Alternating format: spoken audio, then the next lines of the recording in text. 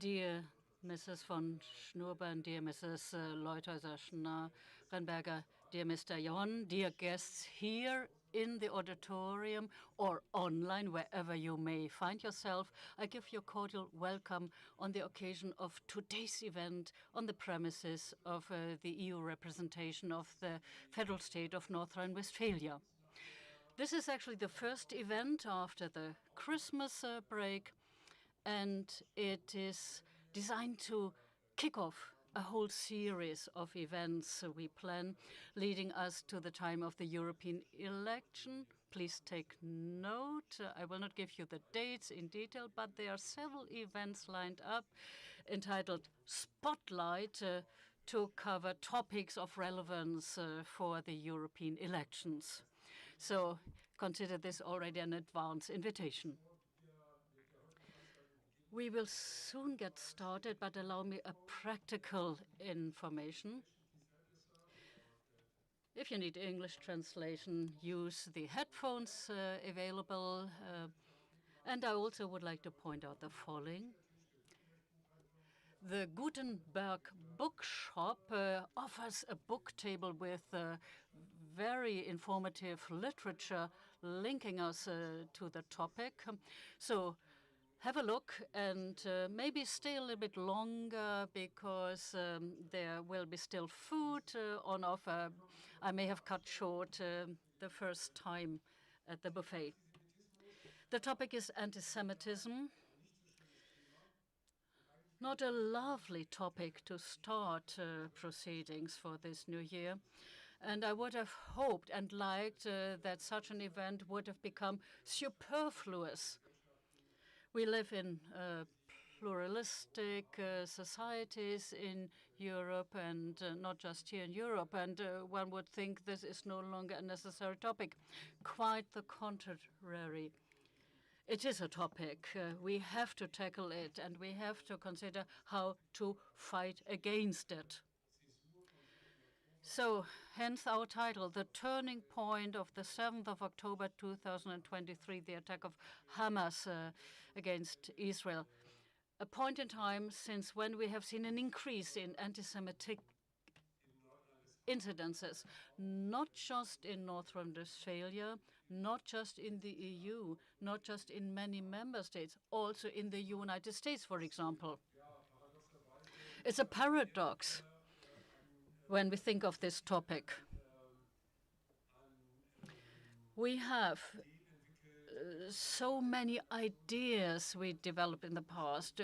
We developed so many measures and actions designed to combat anti-Semitism. And with all that, we still have to deploy an increase, a significant increase of incidences. Still, it does not mean that we are to remain inactive. Quite to the contrary. We have this event to look into this question because it's more urgent than ever to understand how to best combat anti-Semitism. So I would like now to give the floor to Mr. Yaron, who heads the North Rhine-Westphalian office in Israel, in Tel Aviv, and I wish all of us a very enlightening and interesting discussion. Thank you very much, Mr. Steffen. You mentioned the date, the 7th of October 2023 marked a turning point, not just in the political context for the State of Israel, but it marked a turning point of a historical significance, a historical turning point indeed. And I would say we will remember it for decades and centuries to come. Why do I say this? Because it happens in the context of one of the oldest debates of the Jewish people, one of the oldest peoples in existence, by the way.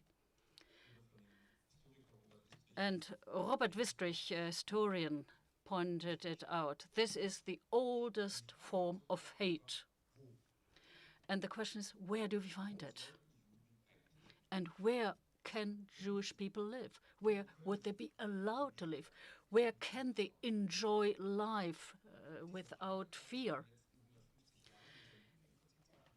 There were two questions given by Jewish people when facing this, two answers given by Jewish people when facing this question in the last 150 years. In the diaspora, to become more and more secularized in society, to integrate, to have the emancipation. In the 19th century, this led to the conviction we can assimilate, we can integrate, and we become citizens with all the rights. And Jewish people in Germany became German citizens of Mosaic religion. You went to the synagogue instead to the church. That was all the difference. Other voices saw it differently and said, you're barking up the wrong tree. Moses Hess was one of those who said, this will not be a success story. We, the Jewish people, are considered a race and will not be accepted as such. He wrote, actually, our hooked noses will not come straight by trying to assimilate, and our hair will not be blonde. This led us to Theodor Herzl, the founder of the Zionism, because he considered the Jewish question a social question, hence the need for a land. And since the establishment of the State of Israel, Israel has understood herself as a haven, a safe haven for Jewish people to come to and to live in safety. This narrative of Israel to be the safe haven no longer is applicable, it seems, has to be questioned. We do not yet have official numbers as to emigration out of Israel, but I have contacts in Tel Aviv, and people I know, 3 of them left Israel in recent weeks because they said, I don't see a future for my children in Israel. But the question remains, where do you go from here as a Jewish person? The New York Times economist Brad Stevens wrote an article recently, and he described the situation in the United States. That was the country where my friends emigrated to. Hate crimes against Jewish people that nearly quintupled in the last decade, actually quintupled again just since October the 7th to December the 7th. Gas the Jews was the chant heard from protesters during the event at the Sydney Opera House. From the river to the sea, that's what we hear on the once great American universities. The same students who had been so carefully instructed in the subtleties of microaggressions suddenly went very micro when it came about making Jews feel despised.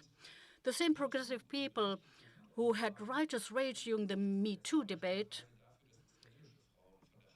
well, when facing the abundant evidence of Israeli women who had been mutilated, gang raped, and murdered by Hamas, suddenly became somnambulant. The same humanitarians who cried foul over migrant kids in cages at the southern U.S. border seemed less bothered when Israeli children were being held in tunnels or when the posters with their names and faces were routinely torn down on New York streets. And all this will get worse. There was a poll this month by Harvard Harris, and 44% of Americans aged 25 to 34 and whopping 67% of those aged 18 to 24 agree with the proposition that Jews as a class are oppressors. This is the very generation that received most instruction in the virtues of tolerance, happens to be now the most anti-Semitic generation in recent memory, just in the US. Let's look at Europe. What happens here? Example, France. The Aliyah Integration Ministry of Israel responsible for immigration looked at the situation since the 7th of October and saw here an increasing number of applications from France by 430%. The latest statistics by France show that between the 7th of October and November, there have been about 1,500 anti-Semitic incidences. That is more than 3 times the number you had throughout the entire year 2022 in France, and similar dramatic numbers across the whole of Europe. The Anti-Defamation League from the US showed an increase by 300% in Austria and in the UK, according to the Metropolitan Police. In the first half of October, 218 anti-Semitic hate crimes were reported, more than 13 times what happened throughout the entire year 2022. Also in Germany, we've seen an increase in 240% since 7th of October. And the Anti-Semitism Officer warns against what this may mean. I have friends among the Mosaic community in Düsseldorf. They start taking off the mezuzahs from their front doors. They no longer dare speak Hebrew in the street. And when they take a taxi to go to the synagogue, then they ask the driver to let them off several streets and blocks away from the synagogue, because otherwise they might be seen as Jewish people.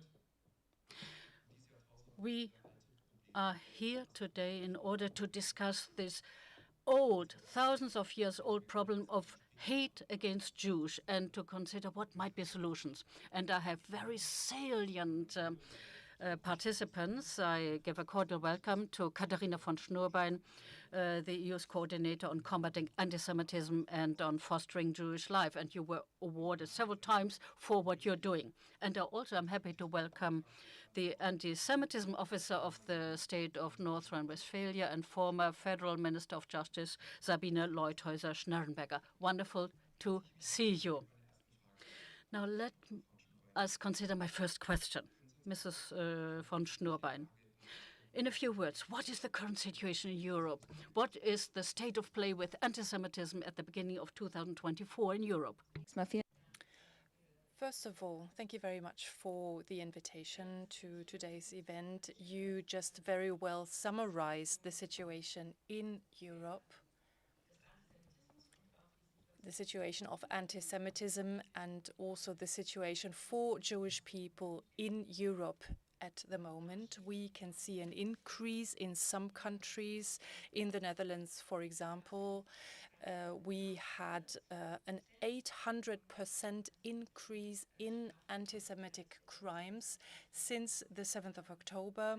Therefore, 300, 400% is still at the lower end of the increases that we have seen. The situation is rather dramatic for Jewish people in the sense of their identity, the way they can live their identity, the way they can express themselves at university on what has happened. The fact that if they do leave their house, they have to look to the left and right whether they can see a swastika.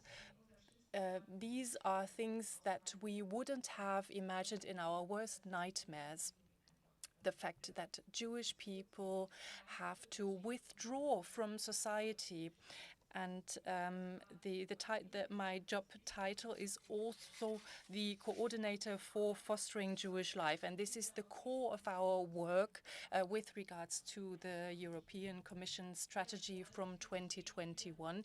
We want for Jewish life to be possible, to be able to happen in a daily life, and this is something that we cannot see at the moment. And this situation does not only affect Jewish people, but we also see the other side of the overall society. And this is the same shock that we see after the 7th of October. We have seen that the relation between perpetrator and victim has been reversed. Israel has been attacked, and this is how anti-Semitism has been on the rise. If anti-Muslim hatred had increased, and it has increased, but then we would have said, well, of course, terrorist organizations, and this is a reflection. It is unacceptable, but somehow can be explained. But in this case, the terrorist organization attacked Israel, and a consequence is an increase in anti-Semitism here. And only that shows how absurd the perception is. And unfortunately, this is something that we can see in the whole of society, in press, in cultural institutions, in many areas where you would expect for people to react based on facts, to represent facts. And this, according to my opinion, is a danger for us all, is a threat for us all, and a threat to democracy. If facts are no longer perceived as facts, and if we assume that the attack has not happened in a vacuum, that we can no longer see the things as they happened in a sequence, the fact that the conflict between Palestine and Israel can be seen as a reason for what is happening today, then it is a question of the rule of law and the question how we can do justice to the rule of law in that context. The question of anti-Semitism is a whole lot broader than just the aspect of Jewish people. Perhaps just one more comment. The fact that we see so many challenges in fighting anti-Semitism lies in the nature of anti-Semitism itself. A French rabbi said once that racism is the hatred against someone else for what they are, for what they look like, for the kind of education they have received. Anti-Semitism is a hatred against oneself.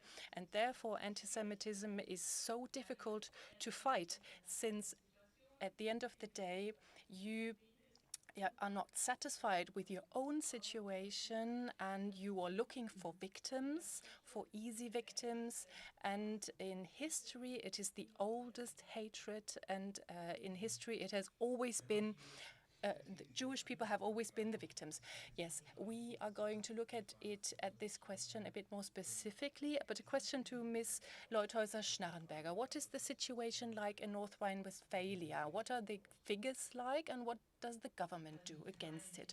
Well, the figures are comparable to the figures that you both presented. We have seen an increase since the 7th of October. We have figures and also situation reports from the Ministry of Interior that we have had around 540 registered crimes since the 7th of October.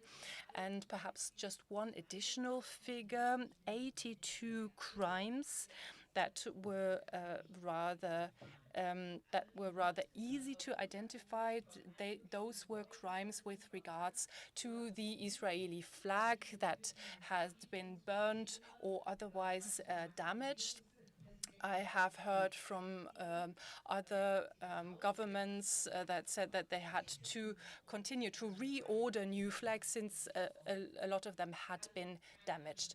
Well, we do not see a different situation in North Rhine-Westphalia. Perhaps one more comment, something that I have heard from many conversations with members of the Jewish community after the 7th of October. I visited a lot of Jewish communities since, apart from what politics have to do, obviously, we have to increase safety measures of certain buildings. North Rhine-Westphalia has always done quite a lot with that regard.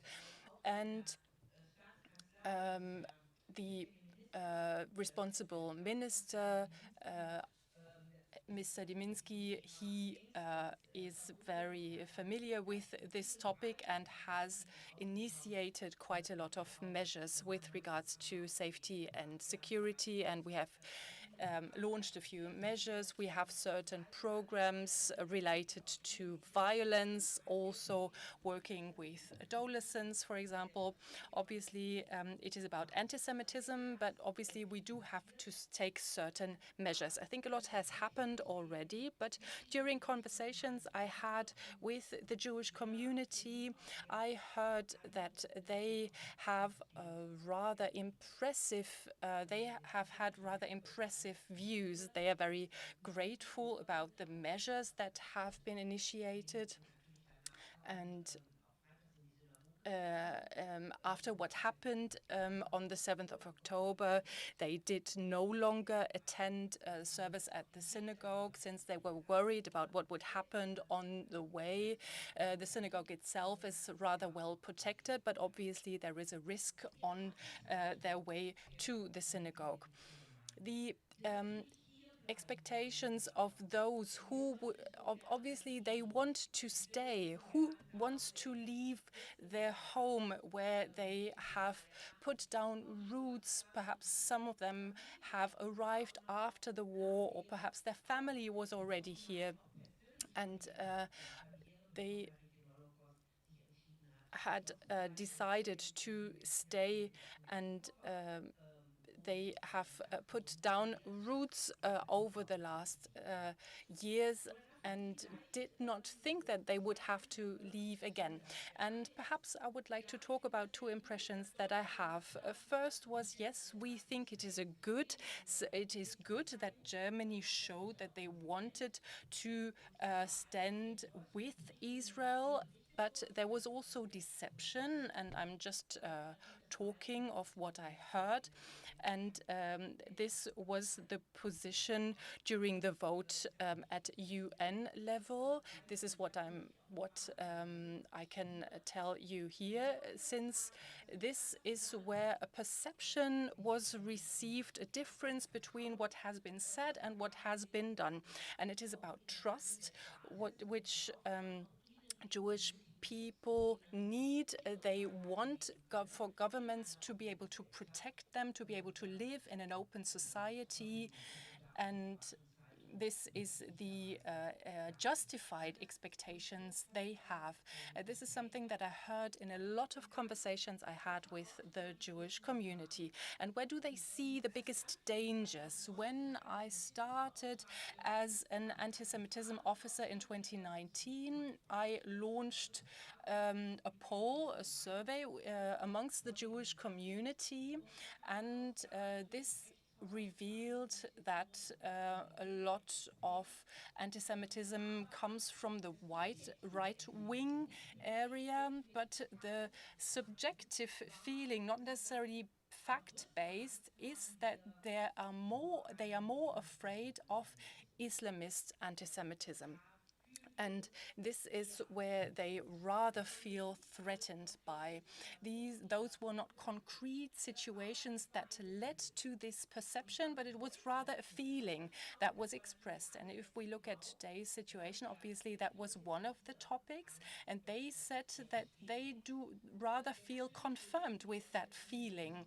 They know that anti-Semitism happens in all areas of society. It is not just about the edges of society that lead to anti-Semitism, since they might have been left behind. It is about those people, but obviously it is also what Michel Friedman often says, it is also about those drinking champagne in the middle of society. Well, these perception also in North Rhine-Westphalia, we have seen a lot of them, and this is being reflected in these demonstrations, also from the Muslim area. And I do not want to say that all Muslims per se are anti-Semitic. No, but this is what the Jewish community has told me. And I think if we look at Ms. von Schnurbein, you already mentioned it, if we look at the political landscape, I'm shocked of what I hear from the left-wing political spectrum. And it seems that they are still being held in old opinions, the fact that Jewish people are always the oppressors, and it is about white people mistreating others. Obviously, it is obviously a cliche that is not valid, but is still present. And someone said, Mr. Trittin, who is no longer a member of the Bundestag, he said when he was confronted with opinions he voiced 40 years ago, he said that he no longer agrees with those opinions. I'm hoping that he is going to talk about that a little bit more, since we see rather uncertain times also in North Rhine-Westphalia. We have seen that at universities. Perhaps we're going to talk about that a little bit more. I think it is important to have a very clear positioning from those responsible at universities as well. Thank you very much. Let's perhaps try to quantify the problem of anti-Semitism and identify this problem. With that, at least in some countries, we also have some statistics. But the first question I have is, how reliable are those statistics? We have rather interesting publication of the Harding Center of the University of Potsdam. And it was about the claim that anti-Semitic crimes are primarily a right-wing problem, and they called it the unstatistic of the month. And its report on politically motivated crimes in 2022, the German Federal Ministry of the Interior stated that 82.73% of offenses could be attributed to the phenomenon area of politically motivated crimes, right-wing.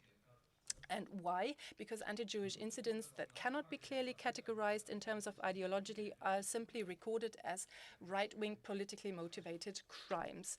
And when asked by the FAZ, this was justified by the fact that anti-Semitism is primarily a right-wing phenomenon. However, in the area of politically motivated crime, the clearance rate in 2022 was just under 42%. In well over half of the cases, no perpetrators could be identified. If all of these cases, which were assigned to the category right-wing politically motivated crimes without evidence, are removed from the statistic, the proportion of demonstrably right-wing anti-Semitic offenses falls from over 82% to less than 25%. According to the Anti-Semitism Reporting Center of the Jewish Community Vienna, there were a total of 14 violent anti-Semitic attacks in 2022. 2 could not be categorized ideologically. 3 had a right-wing background, but 9 had a Muslim background. Now, the question, do we even understand the problem if we can't even properly analyze and quantify it? We say that we have limited resources and we have to fight anti-Semitism. Where do we have to fight it? Where is the problem the biggest? And we also have to talk about means, measures. Is it equal across Europe? Let's perhaps start with North Rhine-Westphalia. Indeed, let's get started with North Rhine-Westphalia and with Germany. Okay, I want to differentiate, and you said it quite correctly. For some time, the following applied. So it was considered something we had achieved because there were times when we didn't have the correct view and understanding of politically motivated crime and their motivation. There was no differentiation between Islamistic or whatever the details of motivation. It was just grouped in one basket. So the first starting point was and is to see more the detail. So on the right wing, you see the danger very clearly, but for many years it was also not very visible, like the Reichsbürger in Germany. For many years they could develop, and now we have here a group of 38,000 people under observation.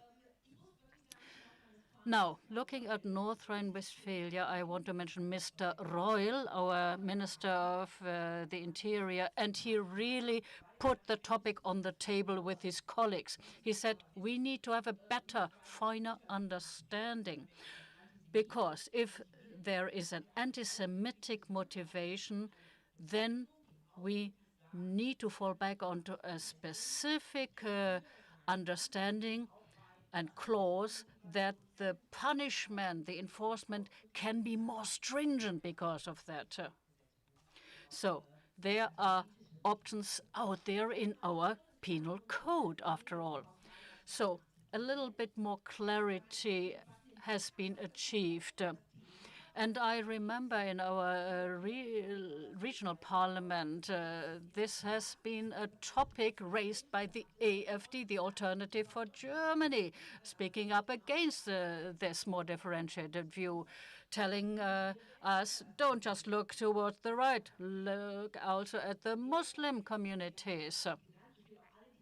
And what you gave us as information and numbers and figures, we can have a long discussion about the percentage points, but one important point is to be understood.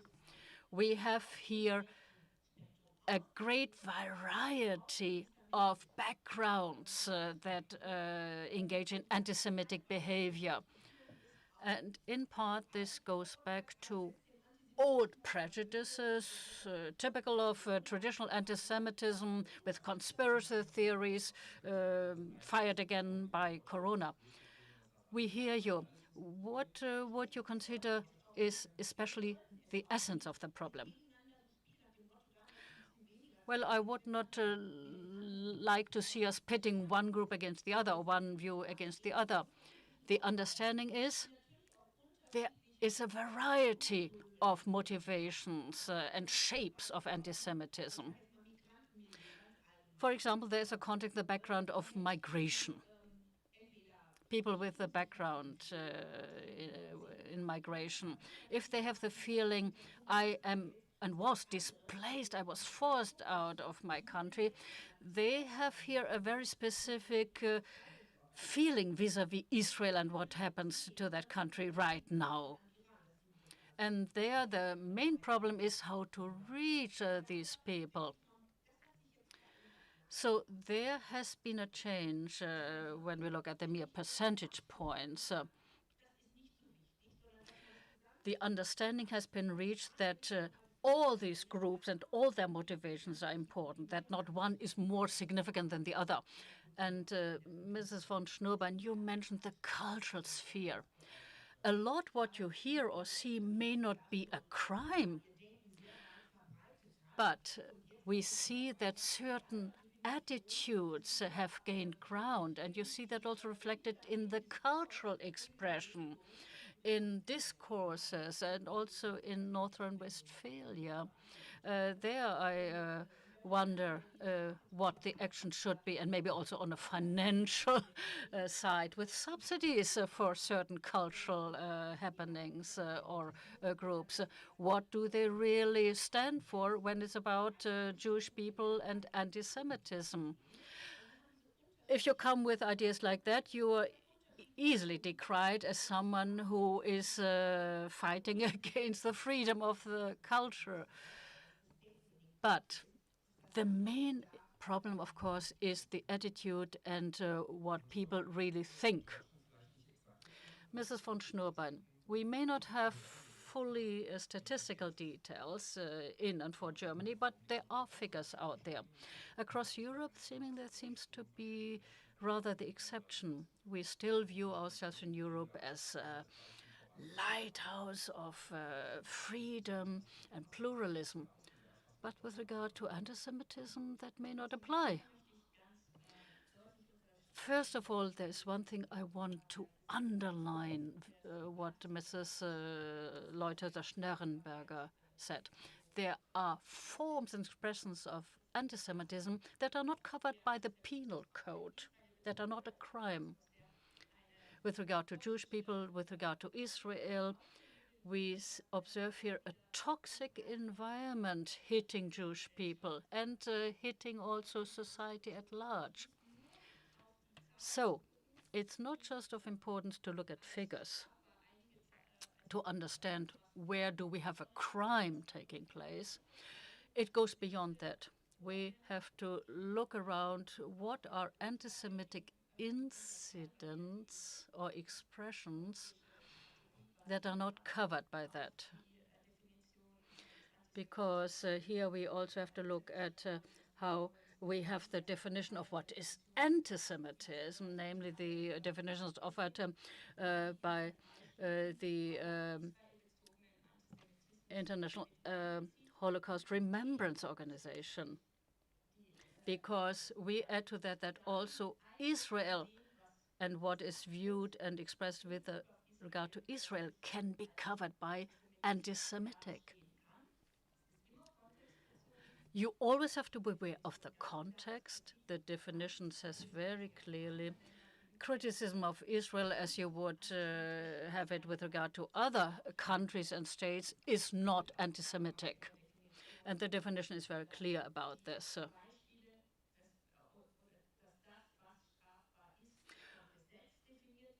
The law defines what is a crime and has to be enforced and punished like that. The definition is a helpful tool to understand the various forms of anti-Semitism we are facing. The definition is not an absolute panacea. It's a helpful tool. It can be helpful when facing the following. Are we facing an anti-Semitic incident really, and should it be punished accordingly? And this is also what we highlight in our strategy. All forms of anti-Semitism are equally pernicious, are equally bad and evil. So here we do not differentiate. Oh, this is anti-Semitism from the far right, this is from the far left, etc. So we differentiate its significance. No. And the Jewish communities, they consider the definition by the International Holocaust Remembrance Association as a very viable definition. And we would usually have this approach: listen to those who are impacted, who are affected by what we are talking about. In the case of Jewish people and people in Israel, you often hear, yes, but. Hence, let's understand and use properly this definition. It's the definition we use in Europe. And as part of our strategy, we suggested the following. The individual member states ought to develop their own national strategies. This has happened. 11 countries already adopted strategies in the matter, including Germany. And Germany is a state with large regions that also have their own measures often. It is about Europe stating we have a responsibility for the whole of Europe as the continent where the Holocaust took place. No country, not even those that maintained their neutrality in the past, can say no to this shared responsibility. Have to understand it did happen, it was possible to, it happened, it was enabled. Anything else would help only the perpetrators and not the victims. Yes, in a moment I will look at the data. Now here we move within a European context, and for that reason it is very important that the EU and the European Commission send a very clear signal to the member states. We work closely together with the member states to make certain that at the national level they reflect this strategy. We know this in the European context. It needs to be taken on board. It needs to be implemented at the national and regional and local levels. If it doesn't happen there with the implementation, then nothing or very little will happen. The same applies here. And we also think ahead to the European elections because it's about defending democracy. The figures, indeed. In many EU countries, anti-Semitism is not a separate crime. Now, among our 96 initiatives as part of our strategy, we worked on a methodology. And we are happy to see that Austria has been taking that on board. We start with a voluntary approach to become part of this group, which by now has joined 13 countries willing to be part of this task force of countries to work on a methodic approach how to define anti-Jewish crime and anti-Semitic crime based on and inspired by the definition as offered by the IHRA. And that this become the basis for Europe as a whole. After all, it's about comparing data, which is impossible at this moment. We need to make it comparable. And something else, and this is also the approach already found in Germany. We have many victims of hate crimes. And like other victims of hate crimes, Jewish people also are hesitant to contact the police. So we need here bridges that need to be built so that it's easier to contact the enforcement agencies. And we have RIAS in Germany, the Research Information Point for Anti-Semitism. So that we have here a good cooperation with local communities to offer support to the victims and to come up with data and figures that are comparable and also reflect and show what is maybe at the lower, less visible level, which is very, very important when dealing with this important task. So we need to be aware of our time, so I ask you to be very short and brief with your answers now. Victims became perpetrators suddenly. Let's reflect on the following question. We have now societies in Europe that are living in a parallel universe with their own facts and view of things. So their understanding may be the Israelis always were perpetrators. They never were and are victims. So people moving in their own echo chamber, how can we break that open? How can we reach them? These are people who are unwilling to look at mainstream media, who are unwilling to look at the facts as they are. How do we reach these people? Yes, indeed. It is an important question, and it is a very difficult question. On the one hand, we need to work with those who have an access and who are willing to help with gaining access. On the 6th of December, we had a communication from the EU Commission on Europe Unified Against Hatred. Here, one idea suggested is better cooperation with religious leaders. That is one important step, certainly. And another idea, always tested, and I think it can be very successful. However, not from top down. It needs the bottom-up approach from the civil society. namely those who are role models to younger people. These people need to be activated, need to speak up, helping to give a clear understanding. Because for many people, reality is no longer reality as it is, but just an optional reality. And something else.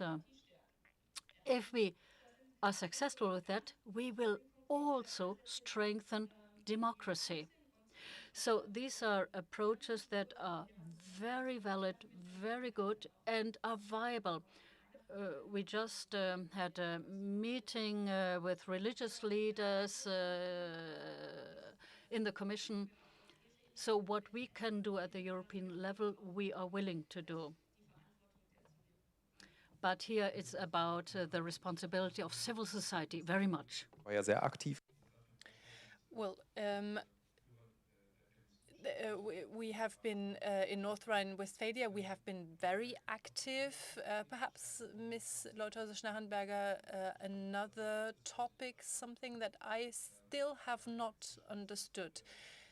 In the meantime, me too, unless you're a Jew, we have heard that we have seen so much sexualized violence against women and girls in Israel, and so little outrage also from women's rights organizations. What can we do about that? Well, unfortunately, this is the case, as you just said, and this is something that angered me quite a lot, so much that I published an article that there was no feedback at all. You would think that human rights declarations, and we continue to celebrate our human rights, and then those horrific attacks against women happen, rapes and unimaginable violence has happened to many women, and a lot of silence. And I think this has to do with political orientation, which,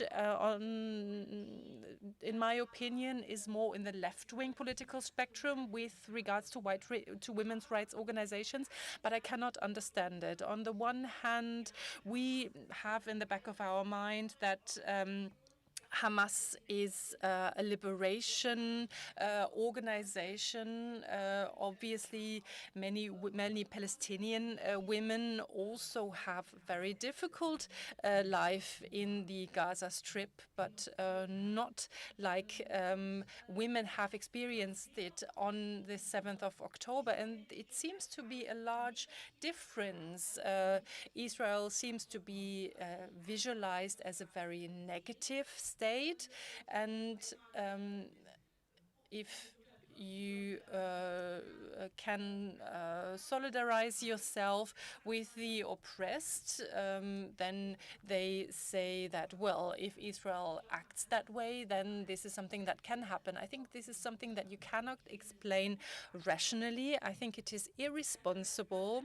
And in all my political life, I have worked with that topical, the Istanbul Convention, and we have worked a lot in order to be able to achieve a different opinion with regards to violence against women. And this, obviously, rape is the worst form of discrimination against women.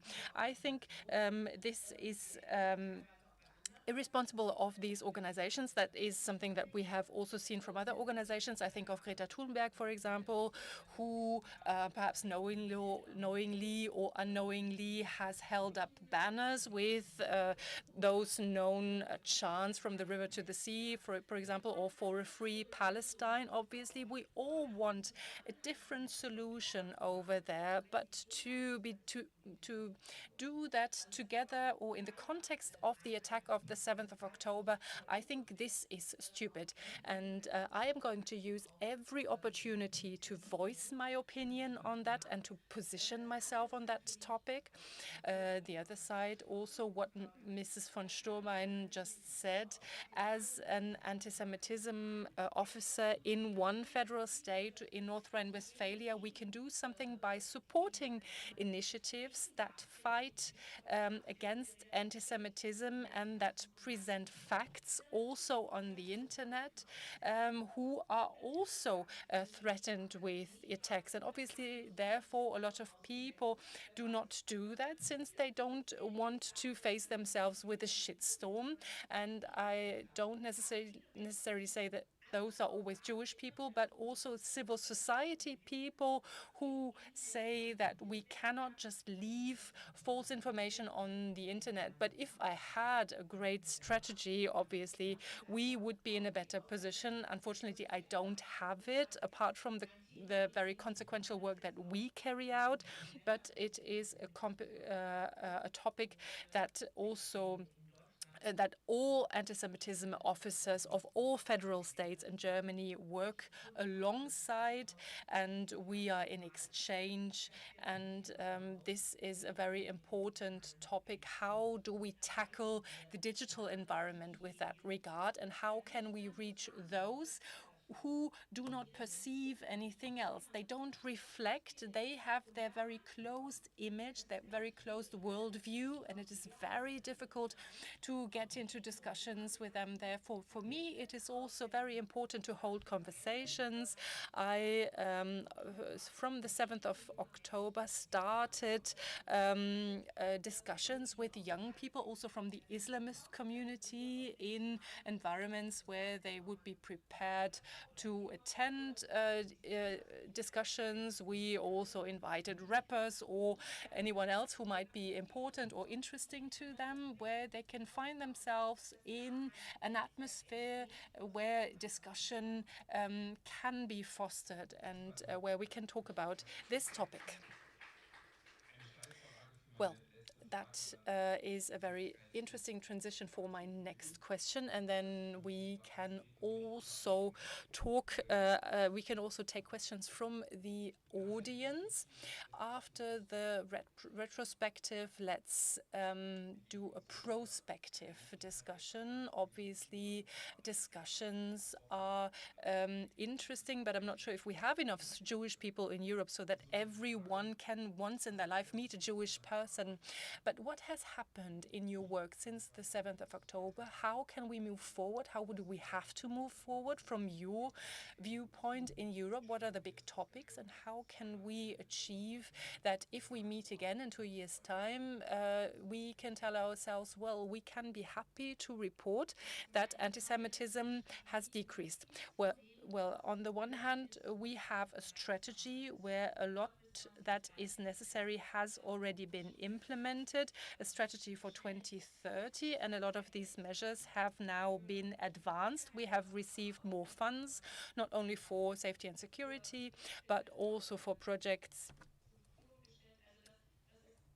So these are the small things that could be done immediately. One important and perhaps the most long-term area that needs to be tackled is the digital world. And at European level, we have the Digital Services Act that has been adopted now. And if implemented correctly and used correctly, it will set out a new framework for large platforms, but also the smaller ones. But the large ones are being monitored directly by the Commission with regards to what threat they represent for society. They have to carry out a self-analysis, and they also have to provide solution approaches with regards to their algorithms, moderators, fact-checkers, trusted flaggers, and so on. They have to demonstrate what they do at that level. I think the key to in order to not just tackle anti-Semitic hate crime, but also fake news and other crime and conspiracy myths that we see being published very quickly through the internet. I think this is where these judicial measures will need to act. We are currently in the process of already implementing it. Twitter or X has already received a letter with the opening of judicial measures, since they did not adhere to the implementation of those necessary rules within the required time frame. I myself am active on X, and since the 7th of October, I have seen an explosion of anti-Semitic comments on my Twitter feed, and the fact that nothing has been done has been recognized very quickly, also from the colleagues that are responsible, and also the responsible Commissioner Breton has reacted immediately. And this regulation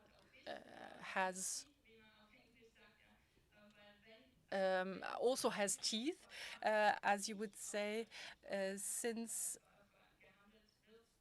this is not being properly implemented by X, up to 6% of the annual revenue can be imposed as a penalty. Therefore, this is in fact something that is going to be implemented, and Europe is the first region in the world that has such a legal act. Well, last question to you, Mrs. Leuthäuser-Schnarrenberger. Afterwards, questions from the audience.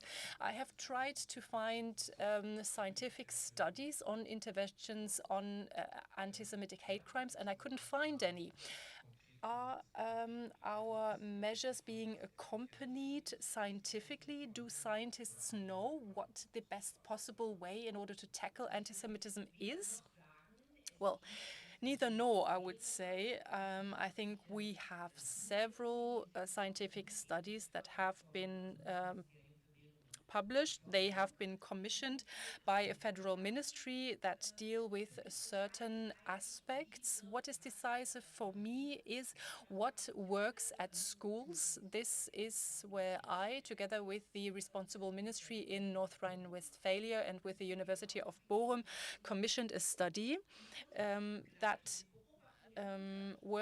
that saw how this topic is being dealt with during school lessons. We have a sufficient amount of books on how to teach anti-Semitism or teach the topic of anti-Semitism at school. But if those teachers have not actually dealt with the topic themselves during university studies or during their own school education, therefore I demand for this topic to be implemented into teacher training courses, no matter where those teachers are being employed. This is something that we would like to implement, but this might be somewhat difficult. I think we are in a rather intensive discourse. I think since the 7th of October, many see that as necessary. That was the target, but also lesson materials, something that you can use at all schools that are based on that expertise. Perhaps a small example. Obviously, there are studies on where we see anti-Semitism in certain areas of society, and we have seen results from studies, but concrete measures that are scientifically accompanied, I think that does not exist yet. I think this is a gap. I think we can do a lot more. Sometimes this actually goes beyond the capabilities that we have as a federal state. Obviously, sometimes millions of euros are being necessary in order to commission these studies, and this is something that the federal state still has to do in Germany. I think there is time for one question, potentially. Do we have takers? Yes, hello. Michael Bruske. I consider the last question presented by Mr. Jaron and about the data with regard to the frequency of anti-Semitic crimes and incidences. So, if I understood correctly, we lack differentiation with regard to the motivation and the background of an anti-Semitic crime. So it makes a lot of sense here, maybe not to bring about a blame game and shame game. Still, we want to have efficient measures to prevent such things to happen. So it is about who is and what is responsible in particular. How do you go about to differentiate here adequately, also with regard to where to give resources? Is it more with regard to anti-Semitism from the far right or from Islamist groups? Mrs. Leuthauser-Schnarrenberger, if you talk about education, then often it's a very generic financial approach. So could it be a little bit more fine-tuned? Okay, maybe a couple more questions, and then we hear your answers. Maria Gärtner. I work for the European Commission. In ECFIN, I am looking at figures every day. And that leads me to my question. Data are totally essential when you engage in a political discussion that is supposed to lead to political measures. Now, don't forget where we come from. We come from Germany here, the country responsible for the Holocaust. That is a country that has statistics that are not reliable. I talked with my experts, and they only could shake their head when they looked at this. And this has been known for years. And when you publish data and figures, there is not even a little footnote telling us how these statistics are to be understood and where they are doing their weighting. So that is something I try to talk about. It's an important question also for all the ministers of Home Affairs in Germany. We need to make serious steps in order to bring about reliable, clear statistics. And, well, I remember here a recent news program and with political discussions and interviews, a respected news program, Tagesthemen, that was failing with regard to detailed, clear numbers. So we first need to wake up to the fact that our statistics are completely erroneous. Hello, I'm Laura Giesens. I thank you all for this important discussion. Now, when I think of the EU and when I think of Germany, there is very little action, I think, taken when it's about state-sponsored anti-Semitism. I think of Iran bankrolling Hezbollah and supporting Hamas, and also delivering drones to a European aggressor. So why is there not much more happening from Germany in the EU? And we need not just limit our view to Iran, it can be Qatar. I'm from the East Jordan, Palestine area, and I'm also a European citizen. Where you asked the question, where do Jews have to live in peace? But I will ask you the question also, where do 15 million Palestinians can live in peace? The two-state solution failed. Now, with what's happening in Gaza, many Israeli, especially Jews, religious, are speaking about putting out all Palestinians from Gaza and from the East Bank. And there is no solution. 30,000 people are killed now in Gaza. 350 persons are killed now in the West Bank and there is no Hamas in the West Bank, the life of Palestinians is really very difficult. What can they do now? I am Palestinian. My origins are from Palestine, from Jerusalem. Jerusalem became a Jew state when I used to sit with my grandmother, who died now, and when she when she used to speak with me about when Jews came to Jerusalem during the Second World War and how Palestinians received them in Palestine, I'm astonished now to see what's happening now. Journalists are killed, medicines, doctors are killed, and especially now, what's the solution? What can we do now so as to stop this crime? You spoke about from the river to the sea. Many people now, and me myself, I think that this only solution is to have one state in which Jews, Muslims, Christians can live in peace.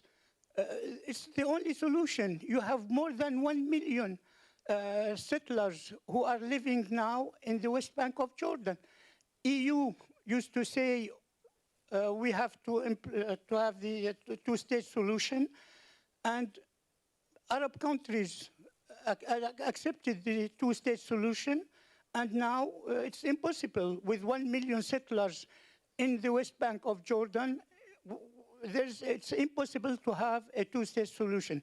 And about racism, anti-Semitism, if someone want to criticize now what's happening, the position of the Prime Minister, Israeli Prime Minister Netanyahu, who is criticized also by Israeli newspapers.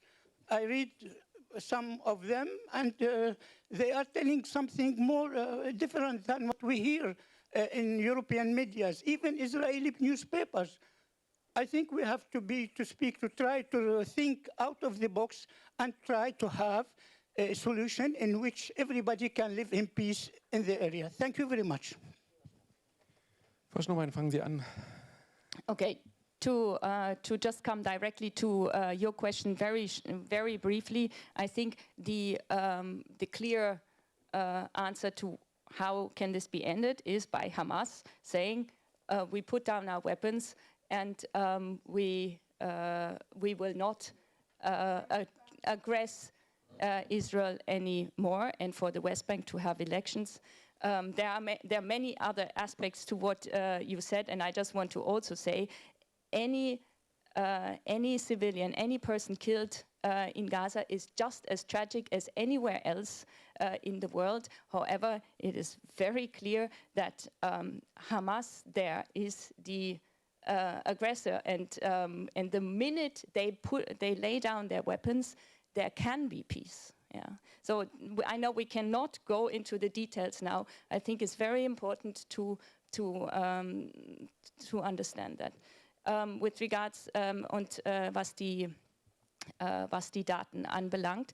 And now coming back to data, just a brief information. There is a European project for 2025, namely the first survey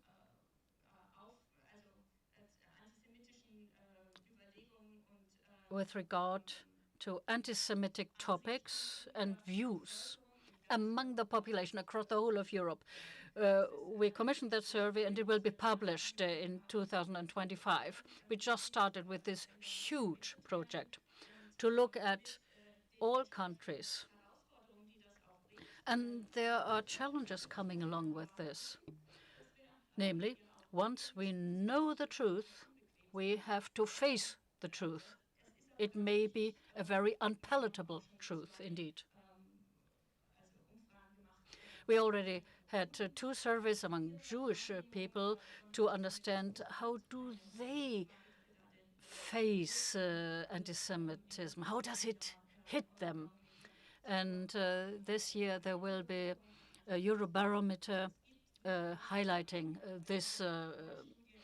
So there is material out there. And this large study on anti-Semitic attitudes and convictions among the general population will be helpful in order to understand what could be preventive measures then. Yes, I can share what you said. With Hamas, we will not see peace in the region. And it will be very arduous a task without Hamas. And we are not negating the suffering faced by the Palestinians, not at all. No, the conference of the regional ministers of home affairs, they had a meeting in November. I think this topic as such was not an item on the agenda, but I wasn't there. Independent of scientific studies, just mentioned by you, it is certainly possible to do more, definitely in Germany. And you don't need academic studies for some action in order to understand, for example, what is the background and motivation for a certain event. Yes, it's about the methods used. We need to further develop those, indeed. And I'm aware you also have your certain evaluation of the person who is the first responder in the case of, to say, a police officer, for example, who is called and has to take down what has happened. So they may describe rocks were thrown without specifying rocks were thrown in front of the synagogue here. And once you have that happening, you will have it in a certain corner of what type of crime happened. And let's also be careful, because a knee-jerk description may then be a lasting description. So it needs to be correct, because it's complex. If you want to be more detailed, you make it more complex as well. So generally speaking, I would say the political will is out there, but the understanding is also clear. This is a very, very heavy political task. So this has been a problem for thousands of years. It's basically impossible to do it justice in the limited time available to us. But with your input, it was possible to get there a little bit. Interjection, and I invite you for a debate later, personally, afterwards, over a meal. Und ich möchte mich bei Ihnen allen dafür bedanken, dass Sie hier waren. And I thank all who have been present, and I thank all who listen to us online at home. Thank you for having been part of this. Thank you for the hospitality given to us here. And I hope that in the future, one moment, this event will no longer be needed.